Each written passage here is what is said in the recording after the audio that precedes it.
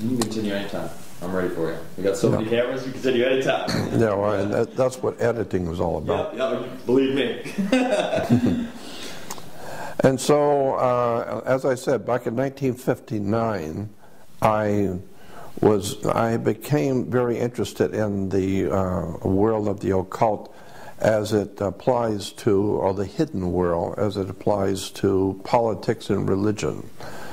And within the past 25 years, I have begun to look at the occult or hidden world of commerce and how banks and government works. The one thing I will say that the past 50 years has given me is, I would say that nothing in this world works the way you think it does. Nothing. Governments do not operate the way you think they do. Banks do not do what you think they do. The police department is not here for what you think it is. Nothing in your world works the way you think it does.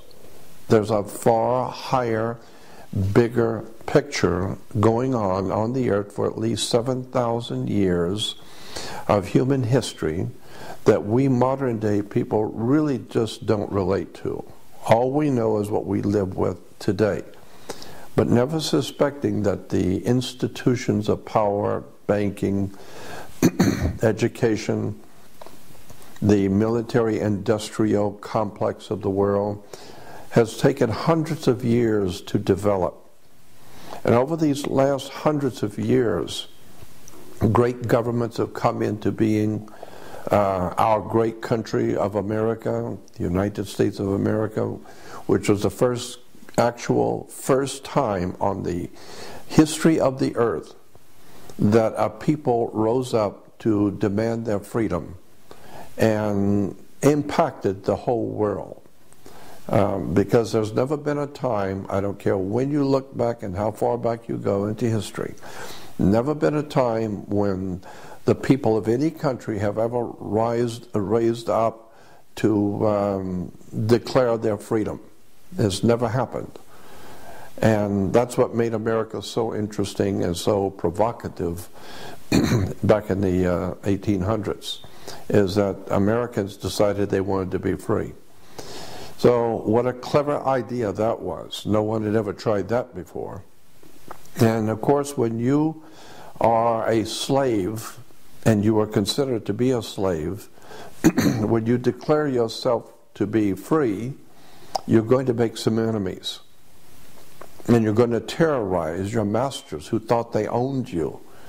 So now you're going to be a terrorist. And they are now able to kill you because you're a terrorist. Why? Because you have terrorized your masters who thought they owned you.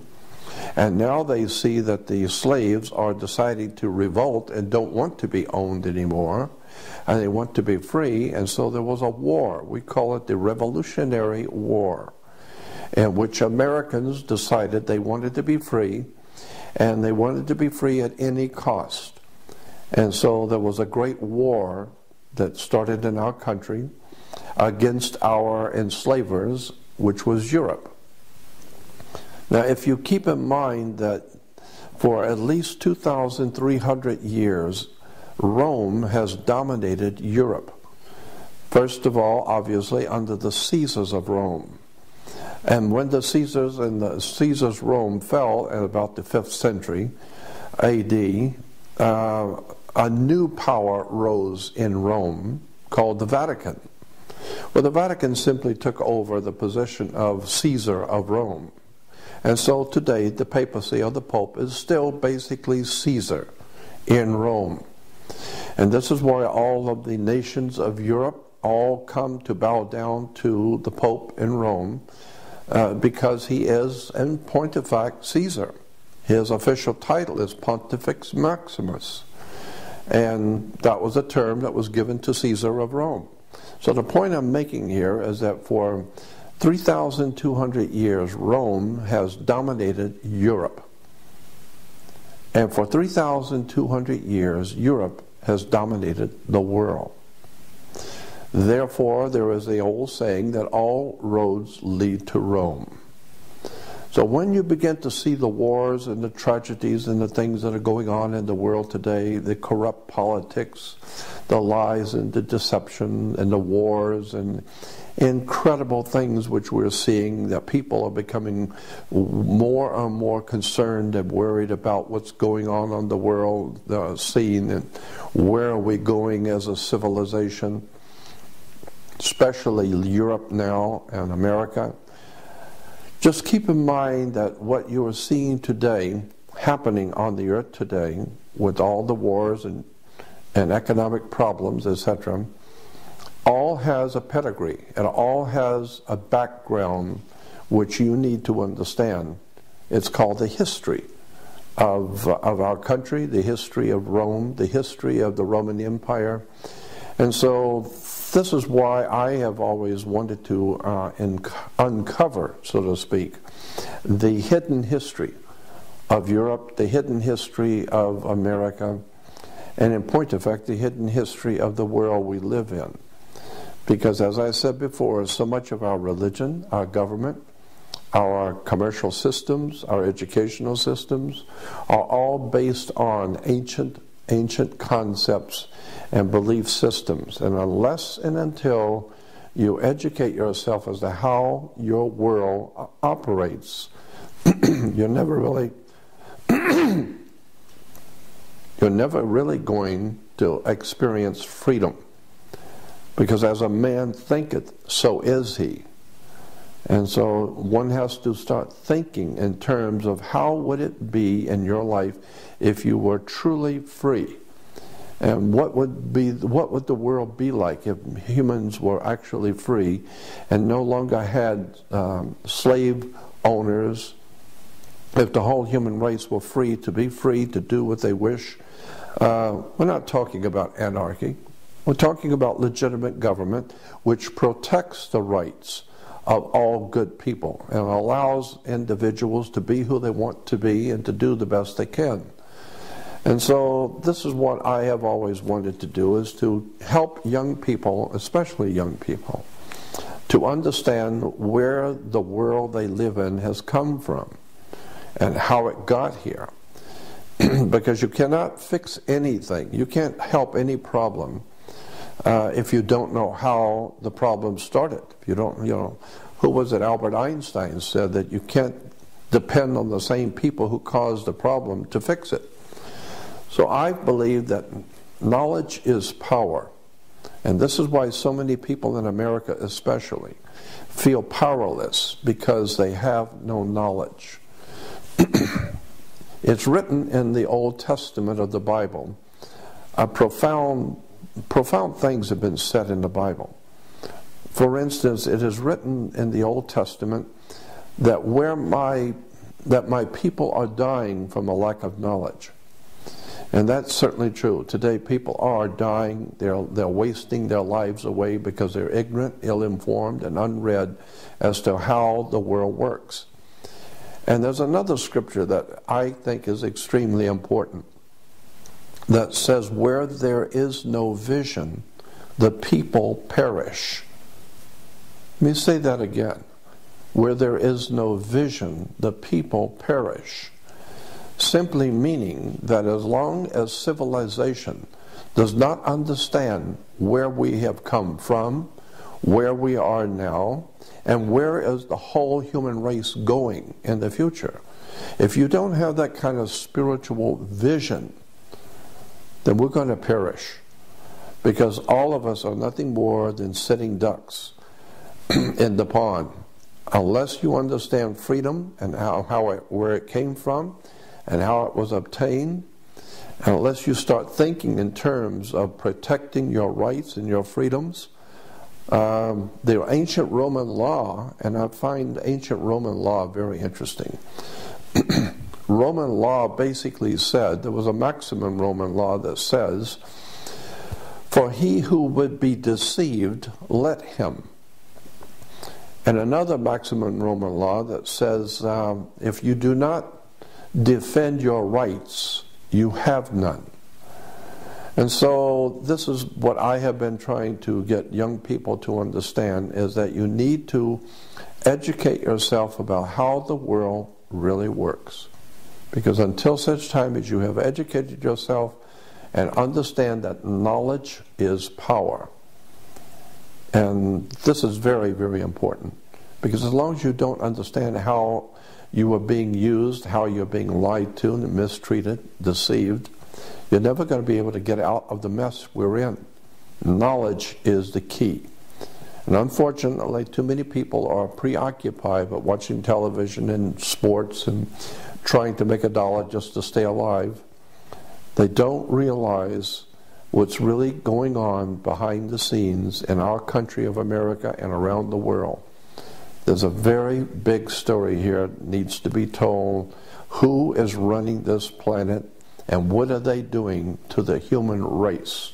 Not just to America, but the whole human family on the earth is in serious jeopardy, and it is calling into question the very veracity of human freedom.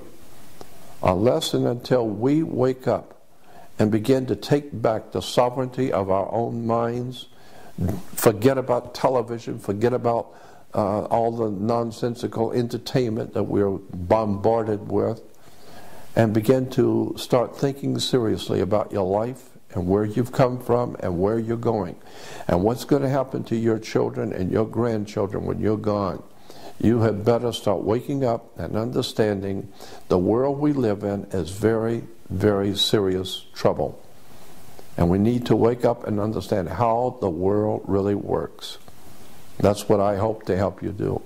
I'm Jordan Maxwell. That was awesome, Jordan. There was a philosopher, I think his name was Socrates, if I'm not mistaken it was Socrates, who eventually the government, the powers that be, shall we say, and the government of that day in ancient Greece, they came to Socrates and they suggested that he might want to do away with himself. They didn't want to have to do it themselves, so they suggested he might want to commit suicide for the good of all the nation. Why? Why was the government so anxious to have Socrates dead and gone? They said that he was corrupting the youth of Greece. He was corrupting the young people. And what was he doing? He was teaching them, he was teaching young people the facts of life, how the world works, to question government, question authority, question with the people around you. Don't just buy into anything because you're ignorant and ill-informed. Question everything. Begin to read and study on your own and begin to question powerful people, powerful governments. And so Socrates began causing young people to think too much. And eventually they had to get rid of him. He was too popular, so the government didn't want to kill him, so they just asked him to do it himself. So the same thing, the more we change, the more we stay the same. Nothing changes, and so there's nothing new under the sun. And so today, just recently, with the the rioting and revolution going on in China in Tiananmen Square, it was interesting that Henry Kissinger made this statement when this activity was going on in China, when young people were rising up against the government in Tiananmen Square. The news people asked Kissinger what he thought was going on. Why were these young people doing this? And he said, and his comment was that it was tape recordings, cassette tapes were the culprit in causing this uprising and revolution in China. And what he was saying was that young people here and from China who are living here in America, who were enjoying the fruitage of freedom and liberty and justice and education and knowledge, were making tapes, cassette tapes, and sending them back to their friends back home, to young people, their young friends back home, and their young friends back in China were reproducing those tapes Everybody has a tape recorder, so they were reproducing tapes, and before you know it, all the kids in China were listening to cassette tapes about freedom, liberty, questioning authority, questioning your masters, and questioning who supposedly owns you, and question your decisions in life. And so basically education caused a revolution. So it was a revelation which brought a revolution. And it was all caused by young people sending each other cassette tapes. So the same thing we see, in China, we saw in ancient Greece, when the great philosopher was teaching young people how to think, and they were spreading that message to other young people. What happened? It caused a revolution. And if there's ever been a time in the human race and the history of the human family on the earth that we need an intellectual, spiritual renaissance. We don't need revolutions in the street. It's quite simple. All we actually need, the civilization on the earth needs, is a spiritual and intellectual renaissance. A time when people will begin to hold important knowledge, wisdom, and understanding, questioning authority, questioning the governmental system under which you labor. It's a very important point that knowledge is a basis for power. Let me give you an example. Suppose you have a two-story building and you're going to put a lot of weight on the second floor. Before you put heavy, like printing presses and all that kind of thing, before you put any heavy weight on the second floor, go downstairs with a ladder and get a building inspector and go up through the ceiling tiles on the first floor and look at the foundation of the second floor to see if it's going to hold that kind of weight. So what you're doing is you're going downstairs, you're going down under the foundation, and you're standing under the foundation to see if the foundation is going to hold that kind of weight. So what you're doing is you're standing under what you're going to build on. That's where we get the word understanding. So unless you are able to go beneath the surface of any subject, you don't understand. And so it's time that you begin to understand the world you live in, how the government really works. It doesn't work the way you think it does. Banks do not loan money. There's a law in America that says no bank can loan money, period. That's the law. Now, how many people go to get a loan from a bank know that the law in America says no banks can loan money? How many people know that? So once you begin to understand that banks don't loan money, I mean, think about it. Just reason for a moment. Suppose I put my $100,000 of my money into a bank, and 2 days later you come in and want to buy a boat for $200,000 or $100,000, and the bank is going to give you my $100,000 to buy your boat.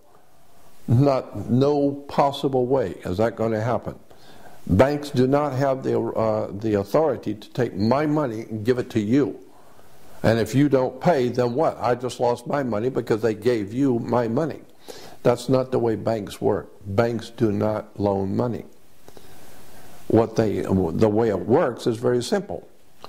Suppose you're buying a $30,000 car, $50,000 car.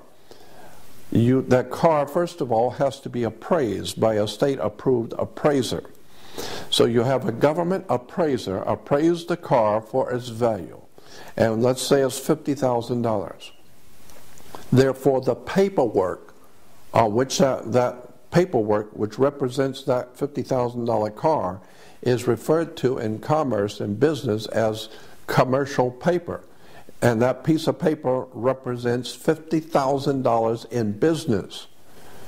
So so what happens is if you decide you want to buy the car, the dealership sends the paper to the bank. So now the bank has a $50,000 worth of commercial paper. What the bank does is they open up a bank account in your name. without you knowing it. All banks do this. They open up a bank account in your name. They sign your name on the bank account because you can't open a bank account without a signature. So they sign your name on a bank account and open up a bank account for you. But you don't know that. Then they take the $50,000 in commercial paper, which represents $50,000, and they put it into your account. So now you have a bank account in their bank with $50,000 in it. And then they take that bank account and they write a check on that for you. So the first check for the first $50,000 they write for you, and they sign it for you and give it to you so you can give it to the dealer. So you think that the bank has loaned you $50,000. No. The bank merely gave you credit on the commercial paper which they are holding. They are confirming that they have the $50,000 in the bank with the paper. They're holding the pink slip. Therefore, they will give you a credit of $50,000 based on your commercial paper. So they didn't give you anything. You gave them $50,000 on commercial paper. They just gave you a credit, and so that's the way it works. There is no money changing hands. Now let me give you another example that's even easier to understand. Suppose you were a painting contractor, and I hire you to paint my office, and you tell me it's going to cost $100 to paint my office. Well, the way it works in business, in commercial business, is that I agree to your bill of $100. So when you're through with the job, you come to me and you give me a bill, and the bill is for $100. The same thing if you go to Sears or any market or whatever, and you buy something, they're going to give you a bill. You're expected to pay it. All right, so you as a painting contractor have painted my room. When you're through, you give me a bill, and the bill I read is $400. I reach in my wallet and I pull out a $100 bill and I give it to you. Now you have been paid because I gave you a $100 bill. No, I didn't pay you anything. I paid you nothing. You gave me a bill for $100. I reach in my wallet and I give you a bill for $100. It's called a $100 bill. So now you owe me $100. It's a bill. Look on the $100 bill, and at the top it says a Federal Reserve note. It's a bank note, meaning you now owe me $100. It's a bank note. And so if you had given me a bill for $20, I give you a $20 bill. So all we're doing is just exchanging bills. That's why banks are called banks of exchange. So we're just exchanging paper. Nobody has bought anything. And because of that, the law basically says in America, you cannot pay a bill. So understand, when you say that you've got a bill that you have to pay, you cannot pay a bill in America. That's the law. But you can discharge a debt. That's different. Discharging a debt is different from paying a bill. Since you didn't pay for anything, since you're using the Federal Reserve note and you're buying something, you did not pay for the bill. You didn't pay the bill. So therefore, whatever it is you're buying, you don't own. You don't own anything. It was just a bill of exchange. So they gave you something, you give them something. They give you something worth $100 bill, and I gave them a bill for $100. So the bottom line on the way commerce works is that nobody pays anyone, period. Therefore, in point of fact, by law, no one owns anything in America. No one. So that's why you don't own your home. You don't own your car. Once you understand how the world works, it's an extraordinary story, a betrayal of the human family. Very, very interesting, dark stuff that we are not aware of.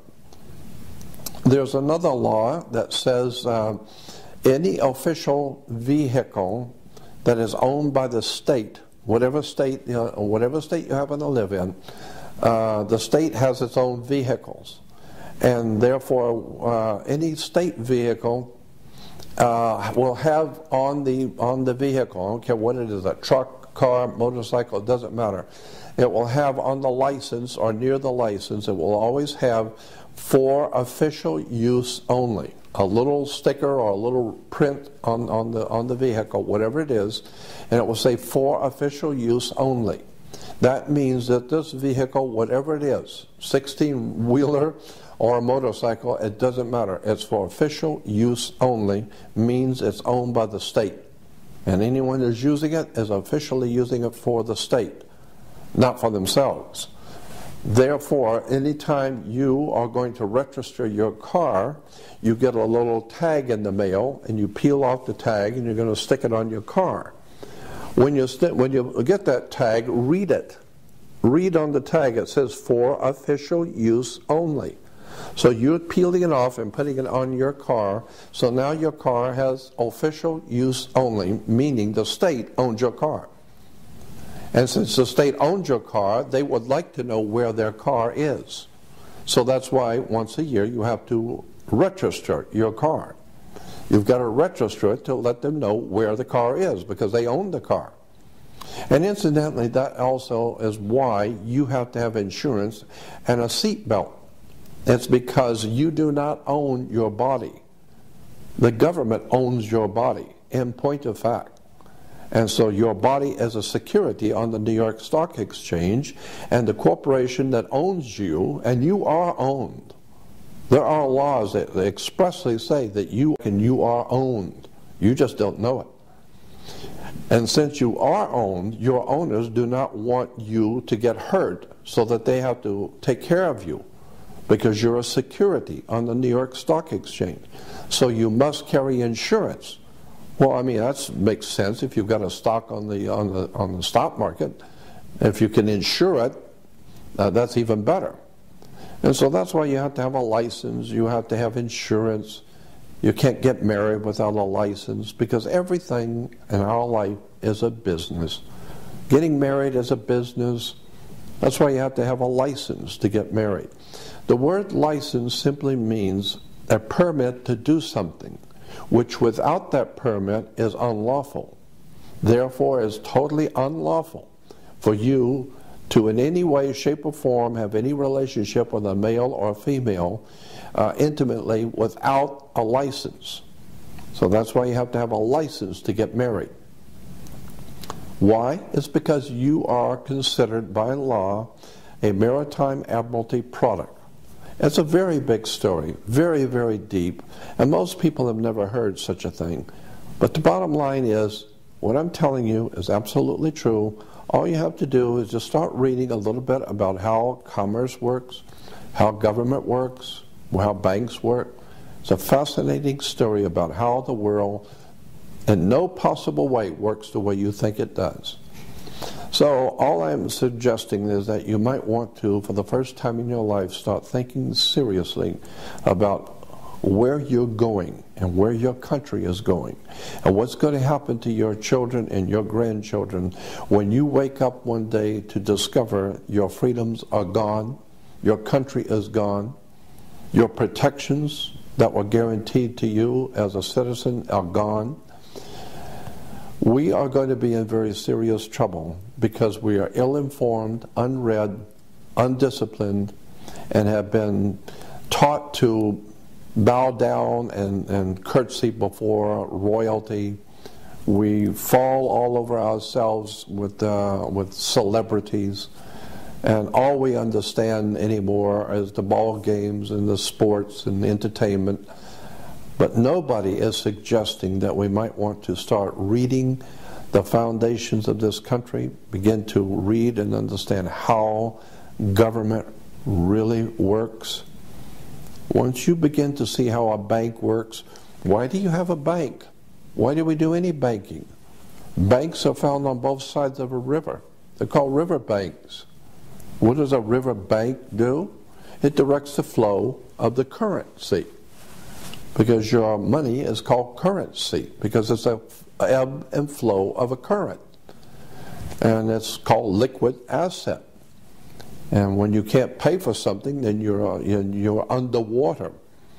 It's an extraordinary story, as I said, about the deception that goes on throughout the world about the real world and how it actually works. So all I'm suggesting is that you might want to take some time out of your life and start looking at the reality of the world you live in, because the world is growing more and more dangerous, more and more ignorant, and extremely violent. And unless and until the people rise up and decide to take back their sovereignty and do something about their lives and quit waiting for government to do something, you know, because in America, we Americans love to talk about how we have the ability to elect our leaders. We're big on talking about how we can elect our leaders. But as Dick Gregory once said a long time ago, yes, we can elect our leaders, but you can't select your leaders. You don't select anyone. Your masters who own you will select who will run. You can merely vote on whoever they decide to allow you to vote on. And so when people go to the polls, for instance, people every 4 years are talking about going to the polls. How many people have ever wondered, what does the word poll mean? Why do you have to go to the poll? It's like Gallup, the Gallup company, you know, it's called the Gallup poll. Anytime some company is taking a poll, what does that mean? It doesn't mean that they are electing anybody. You take a poll to get a consensus of what the people are thinking. That's what a poll is. It's called a Gallup poll. There are many other companies that conduct polls for universities, for government. So that's what a poll is to get a consensus of what the people are thinking.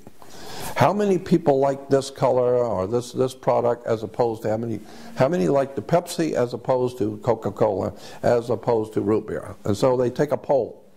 And so the poll shows that that the masses all particularly like one product. That's all they want to know. Just which one do you like best? It doesn't mean much of anything. It's just a poll. And so every 4 years, Americans go to the poll to tell their masters who own them. And they do own you. Your body is a security on the New York Stock Exchange. You need to understand that. And so every 4 years, your masters who actually own your body want to know which one of these individuals that work for us, they work for the corporation, you work for the company, but which one of these would you feel better about having at the head of the company? Which one do you personally like? All 6 of them work for the company. They work for the government, period. But which one do you particularly like?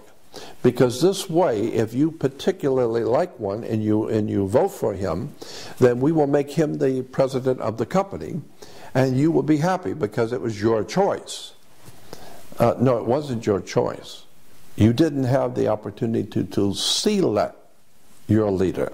You only had the opportunity to elect one of the 6 that they gave you, and all 6 work for the same company. So this is why nothing ever gets done, because people don't understand how their world really works.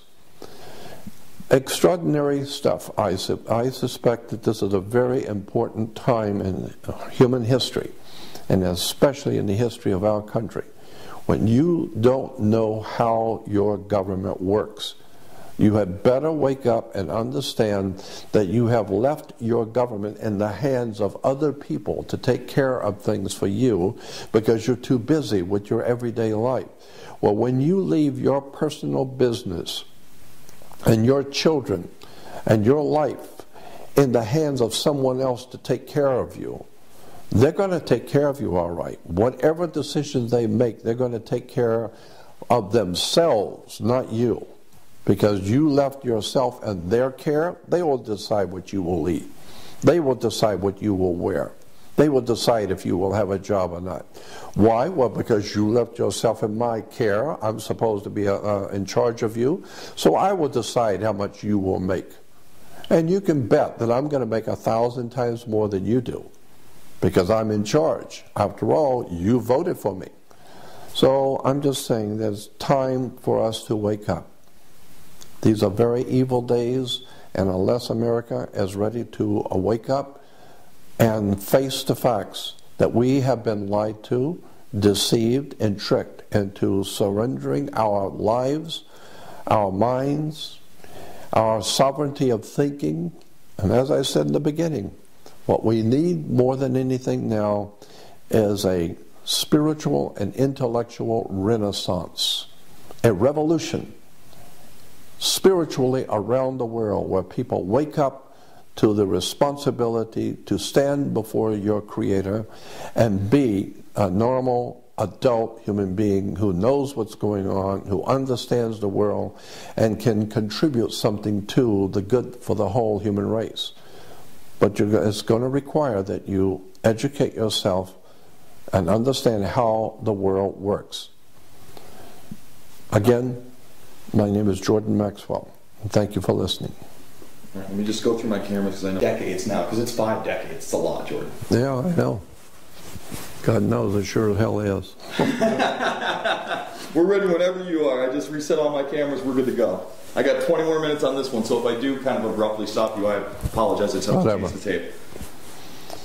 I have learned many things in the past 53 years of my life and examining the world in which I live. And one thing I've come to quite a few conclusions. One thing in particular is I see no advantage in confronting power. Anytime you confront power, you will pay for it. The Jews who stood up to Adolf Hitler paid a hell of a price. The poor people of Russia who stood up to the tyranny of the communist movement in the Soviet Union paid a terrible price. You always pay a terrible price when you stand up against tyranny, violence. And since the world that we live in today is basically run by fear and tyranny and violence and threats, and there is no longer any freedom and liberty and justice for all, which America used to be famous for. You know, Superman in one of the movies said he stands for the American way, freedom, liberty, and justice for all. Well, I like what Dick Gregory said, you're no longer free or brave. This is not a land of the free and a home of the brave. We're not free or brave. So it does not pay to confront government or to confront your masters.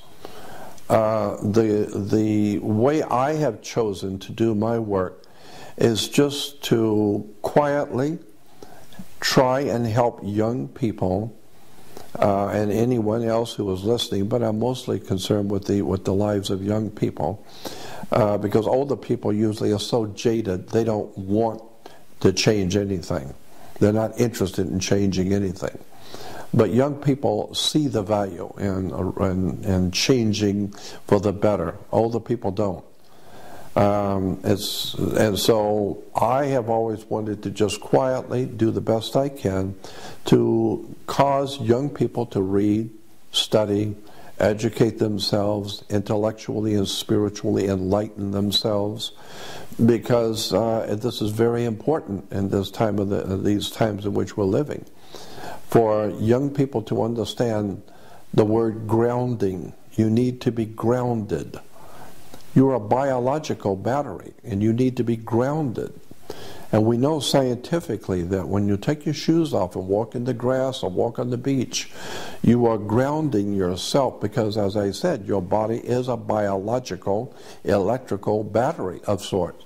And so you're grounding yourself with your Creator, with your earth, with the earth that you came from. And so the best way to ground yourself is to also spiritually and intellectually begin to educate yourself. Begin to read and study. And of course that's a very radical and revolutionary idea, because the tyrants of Russia that took over the Russian people, the Soviet Union, Adolf Hitler, who took over the Nazis, took over Nazi Germany, That was something very, very dangerous to do under those totalitarian dictatorships, is to start thinking on your own and questioning authority. You don't question Adolf Hitler, and you don't question Mao Zedong in China. You don't question the communist emperors. You don't question the warlords or the mafia or the gangs. You don't question that. It's tyranny. It's fear. And unless and until the human race can get back their sovereignty to question everything, to question the ethics, the laws, the rulers, who these people are who rule over us, where do they get their authority to rule over us?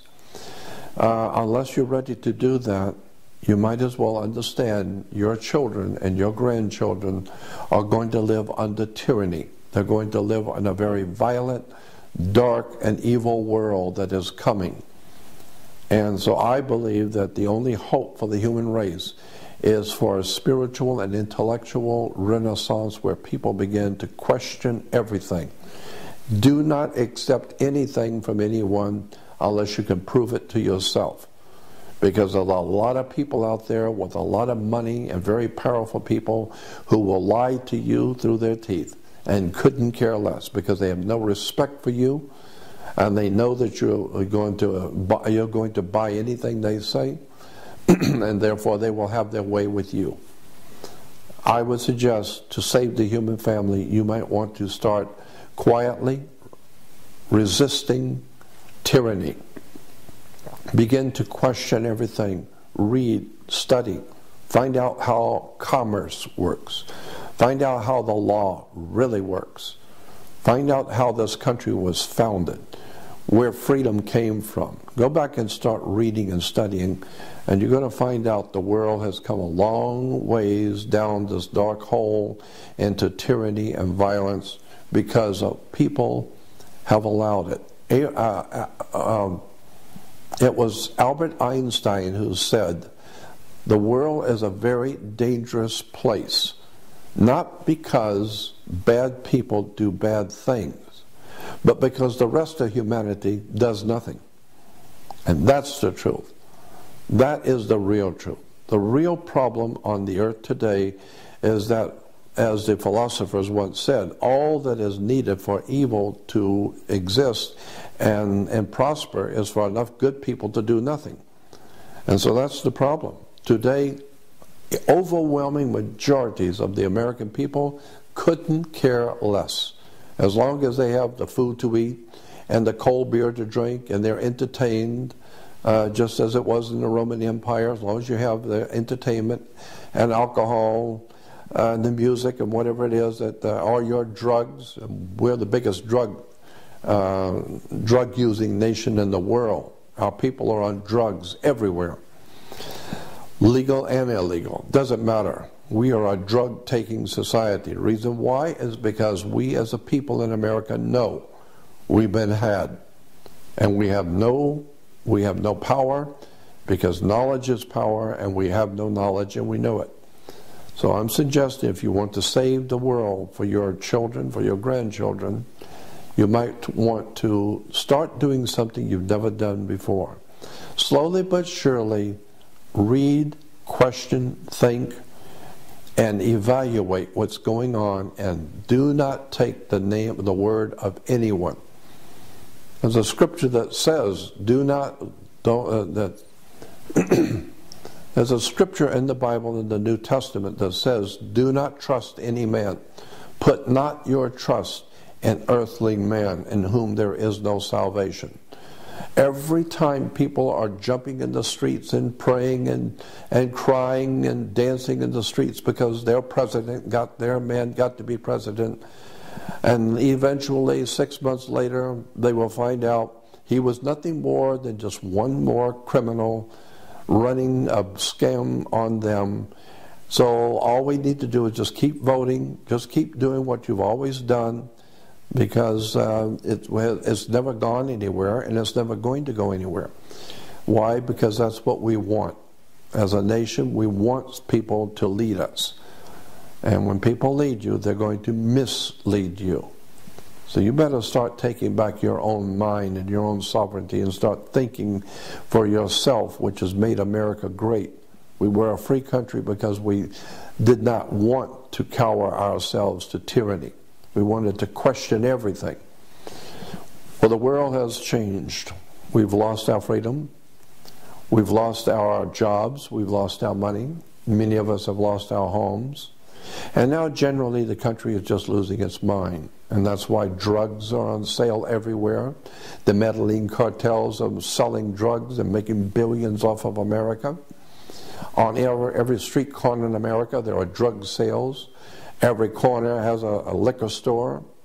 It's because somebody is wise enough to know that they're using us and that we are frustrated and we need drugs and alcohol and entertainment just to get by from day to day.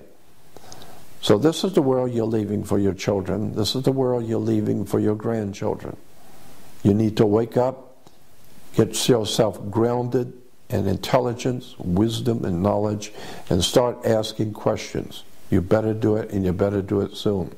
The world we know is not going to be here much longer. What your masters have planned for this world, you have no idea in the world what's coming. This is very serious. You need to wake up. 1 second, let me change my battery. Yep, and let me hear it.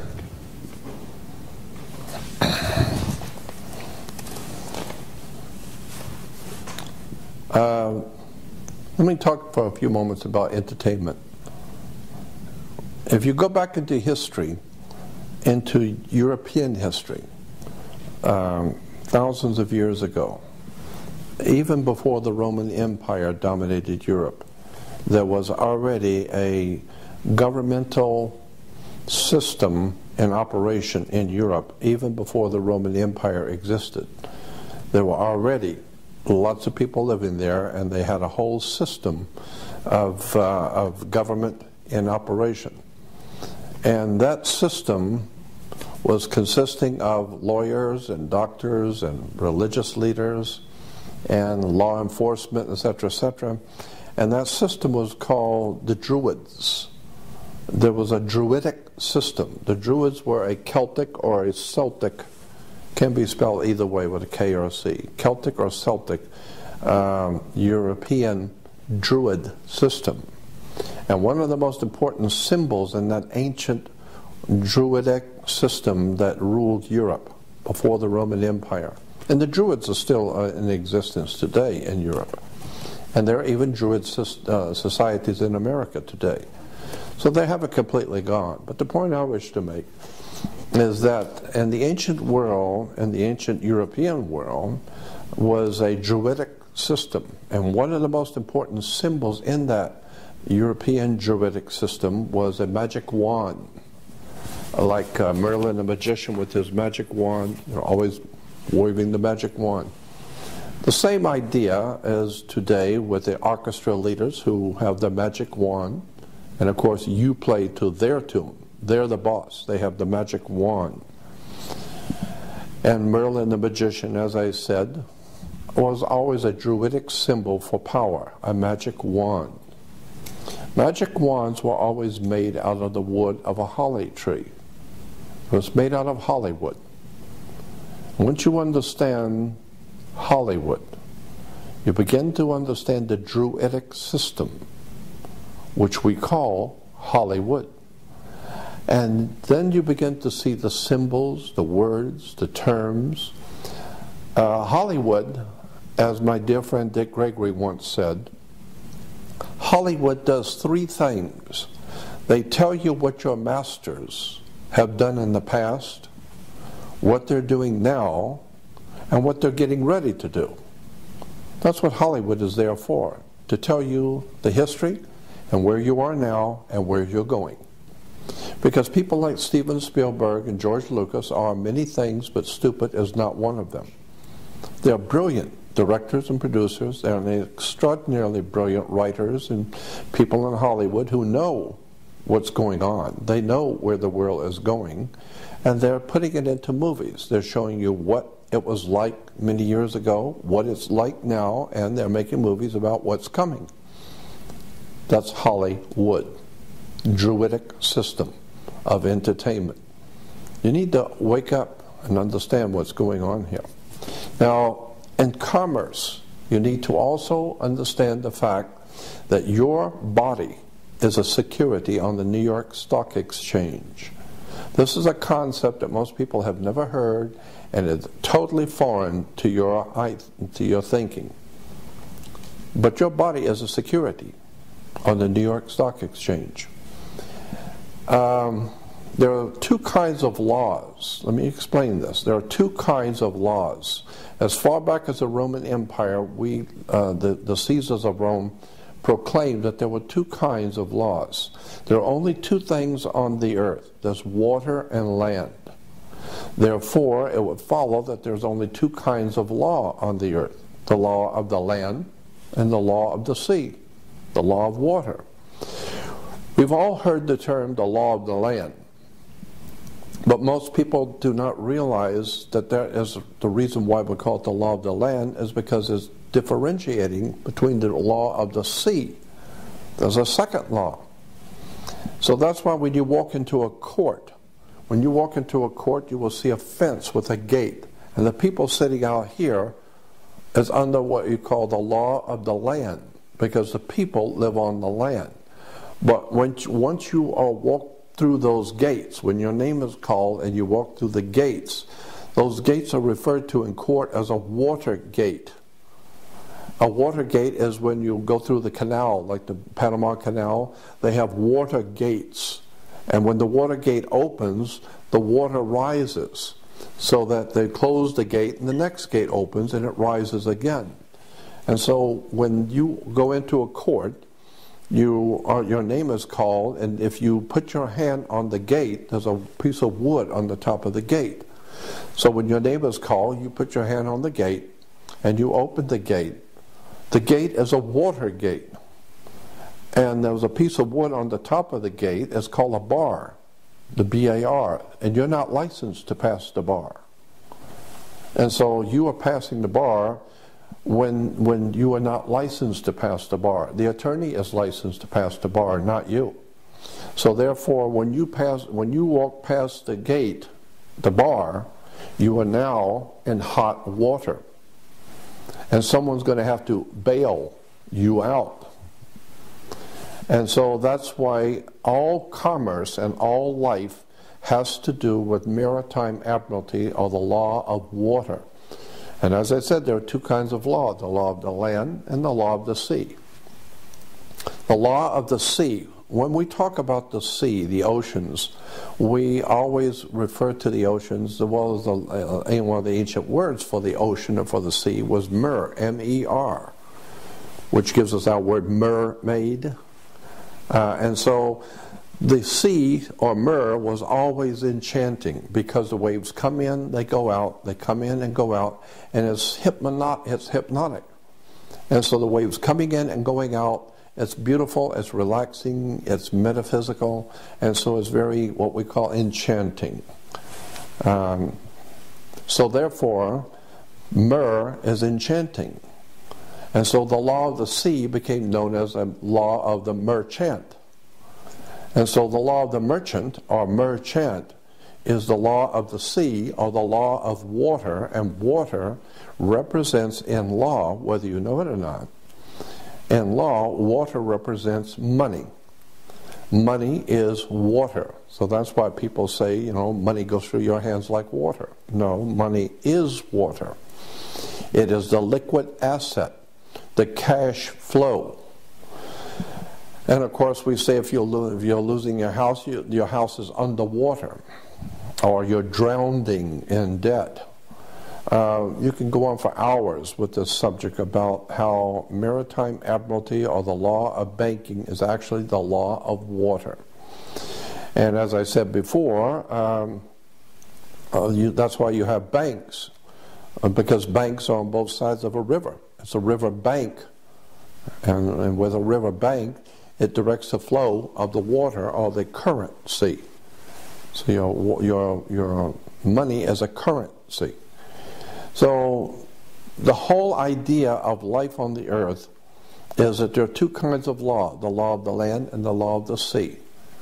And once you understand that all activity of humans on the earth, crime, doesn't matter what kind of activity, whatever the activity you're involved in, is under the law of the sea. It's under maritime admiralty law. And you need to understand that. So that you need to understand what the word maritime law means. It means the law of the sea. Let me give you an example about how the law of the sea works. All ships, rocket ship, sailing ship, item has to have its own certificate of manifest. You have to have how much does the car weigh, how much does it weigh, what color was it, does it have air conditioning, is it 4-door or 2-door? So it has to have its own certificate of manifest. Why? Because it came in on a ship and she delivered the product on the water, on the high seas. And so she's now sitting in her berth. So this is why when you were born, your mother's water broke. And you came out as a maritime admiralty product because you came out of water. Therefore, you have to have a birth certificate, a certificate of manifest from the ship who sits in the harbor in her berth. So you have to have a birth certificate. Why? And who has jurisdiction over the birth certificate is the dock, because that's where the ship is sitting. It's sitting at the dock. So the dock has to sign your birth certificate. Why? Because you are a maritime admiralty product. The banks will buy your body. And it's a story of the way banks work, the way maritime admiralty commerce works. You need to understand that you are a product. This is why if you are looking for a job, you're not looking for employment. You go to a human resource center because you are nothing more than a resource. You're a human resource. Just like iron and copper and oil and silver, and you're a resource. So you need to understand how this stuff works. When you drive through the downtown Los Angeles, you will see gang graffiti on the walls. Most people driving by and seeing gang graffiti just shake their head because it's just incredible the way that young people destroy property by spray painting graffiti on walls. But young people who understand that graffiti is a symbol, it means something. And if you don't understand the symbolism, you need to stay out of that neighborhood. So the same thing is happening all around the world. If you understand the flags and the symbols on flags, or the coats of arms, or the harlotry, or the corporate logos that companies and corporations use, these are all symbols and words and terms that are being used. So unless and until you understand that the whole world is a business, the entire earth is a business. This is why you have to have a license. You have to have a license to get married, because whether you understand it or not, you are considered, in this country, you are considered to be a corporation. Your body is a corporation, a company. That's why when I see you with the person, I say, you know what, that person you were with is bad company. Company? And you say, mind your own business. Business? And then I find out you're going to get married, and then you're going to have a partner. Company, business, partner. All human relations is corporate business. That's why you have to have a license to get married. If your marriage doesn't work, you're not going to God, you're going to court. And you're going to bring your money and all of your assets with you, because it's just business.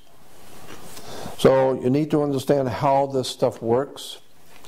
Life is nothing more than a business.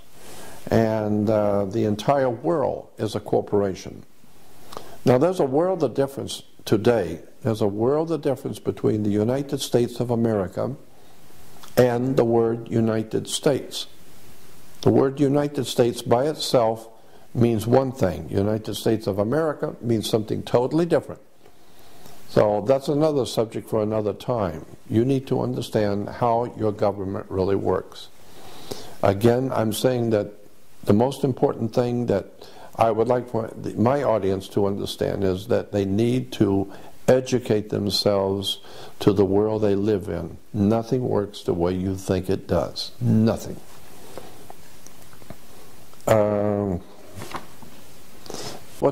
was talking about symbols and talking about the gang symbols. Well, nothing is more interesting when you're talking about symbols. 1 minute. Yep. I'm sorry about that.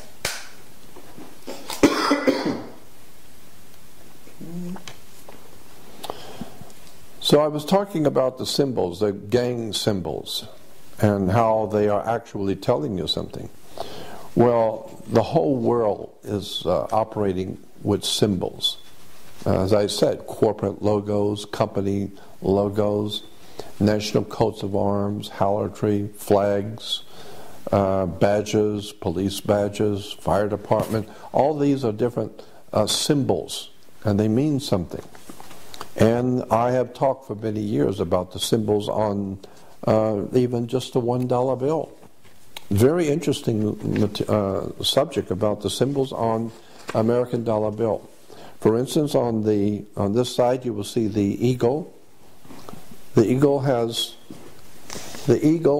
two wings. Okay? The eagle has two wings, a left wing and a right wing. And this is why you have left and right wing politics, because the eagle only has two wings. So you only have Democratic and Republican wings in America. You cannot have a third wing. This is why third parties have never been allowed and will never be allowed in America, because the eagle only has two wings, a left wing and a right wing. Then above the eagle you will see 13 stars. And the 13 stars collectively, together, make up what we call a hexagram, or the Star of David. There are 9 tail feathers. There are 13 stripes in the flag. There are 13 arrows. There are 13 leaves. There are 13 berries. There are 13 layers of the pyramid. Count them, 13 layers. On the opposite side with the pyramid, and very few people have ever wondered, why is there a pyramid on an American dollar bill? Well, beneath the pyramid, you will see on the pyramid, it says 1776 in Roman numerals. And the words beneath it, Novus Ordo Seclorum, which is in Latin, New Order of the World. So you've heard the Bushes talking about a new world order. Well, that's exactly what's happening. The whole world is being taken over into what is called a new world order, right here on the dollar bill. Now, what's important about this symbol on the back of the dollar bill, virtually no one realizes that the symbol of the pyramid with the eye at the top, what does it represent? Well, there are many, many websites and many people talking about this symbol, and virtually every one of them is wrong. It does not mean what the Christians say it means. It has nothing to do with the devil or demons or Illuminati or any of that. I've been looking at this subject for over 53 years. And I will tell you that this symbol does not represent the devil. It does not represent Lucifer. It does not represent anything evil or dark or bad. Although there are many Christian groups who want to tell you this represents the eye of Lucifer and the devil. The word devil is simply a D in front of the word evil. Write evil and put a D in front of it, becomes devil. The word God comes from the same root as good. So you take an O out of good, becomes God. God is good and devil is evil. Merely words. I'm talking about facts.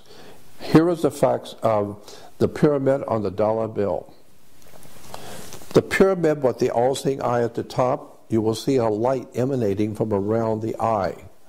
The light is the sun.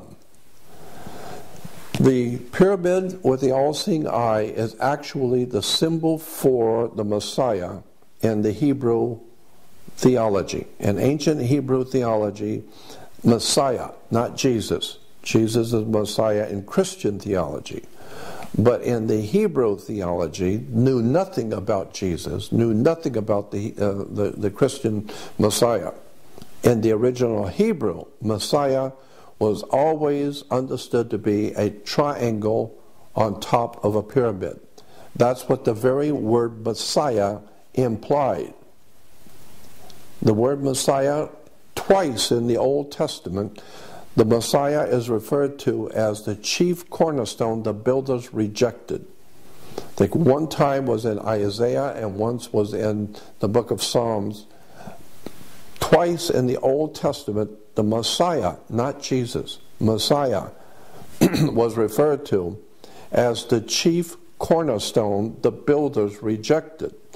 Then twice in the New Testament, Jesus is also referred to as the chief cornerstone the builders rejected.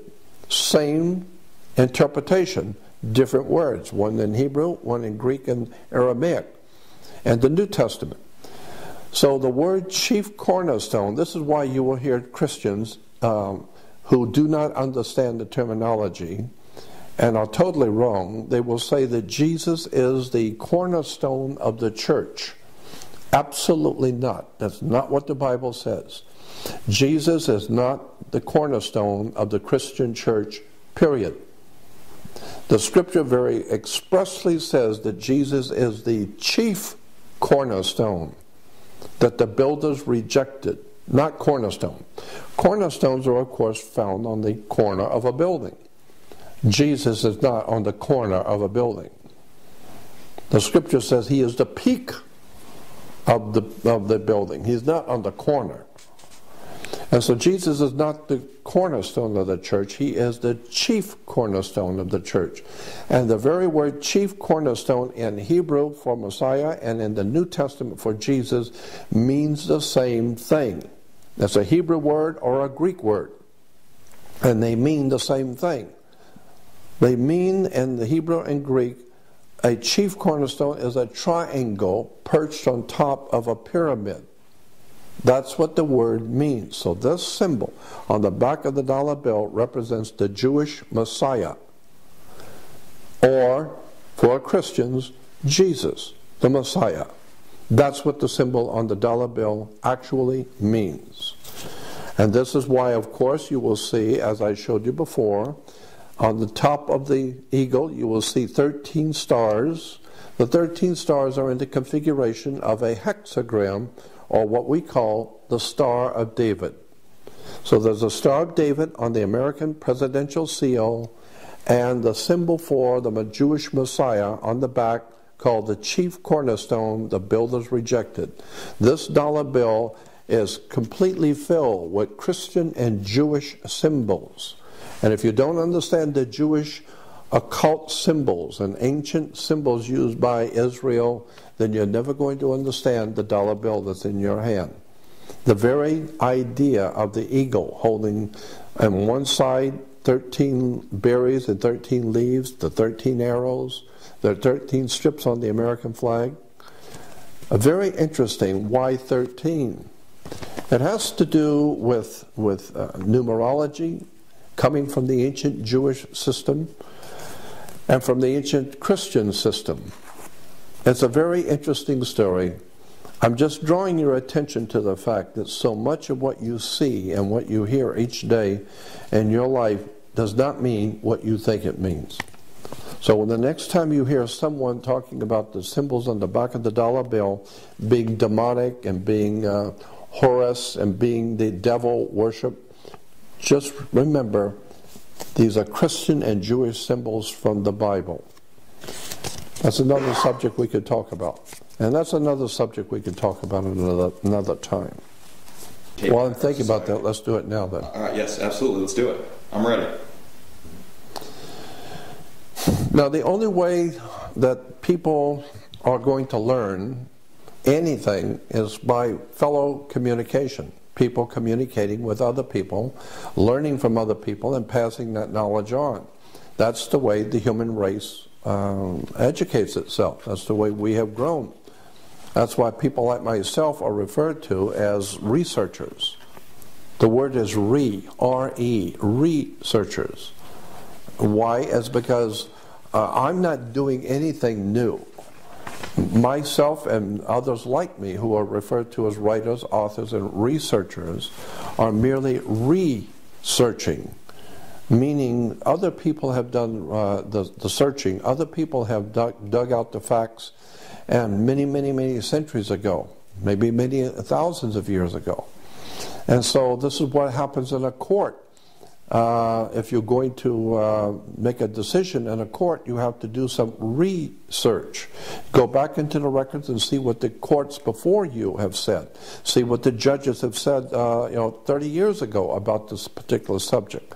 So what you're doing is you're researching. Do it again.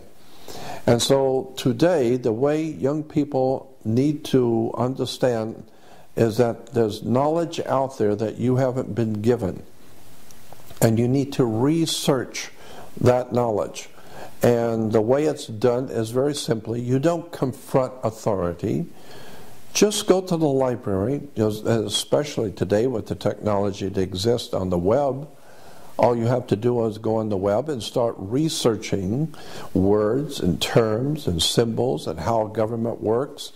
Where do religions come from? Where do the religious ideas that we espouse and the things that we talk about in Christianity and Judaism and Islam, where do these ideas even come from? How did these great religious movements get started? And where does the money come from? And what is the connection between religion and governments today?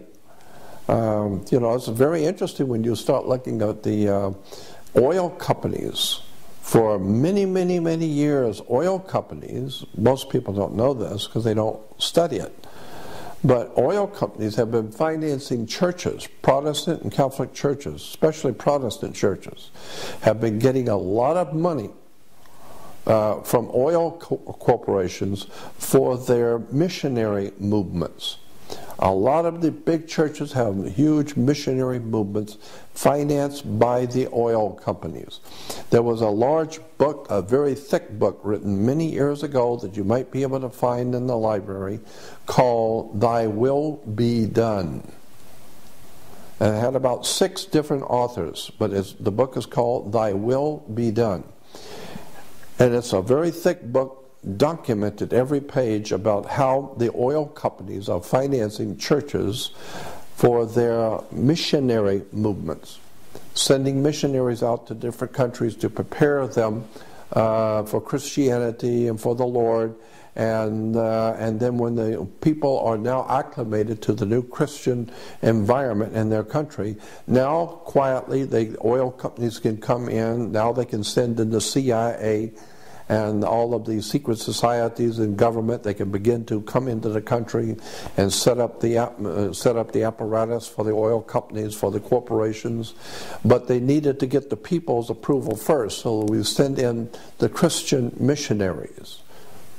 Go read the book, Thy Will Be Done.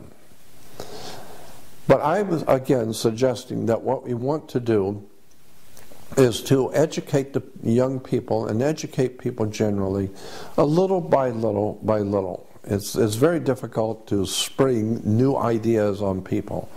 But as it was proven in China with the young people who were spreading the concept of freedom and liberty and dignity on tapes throughout China, which caused the Tiananmen Revolution, I suggest the same thing might want to be done now. Young people ought to begin to talk to each other, begin to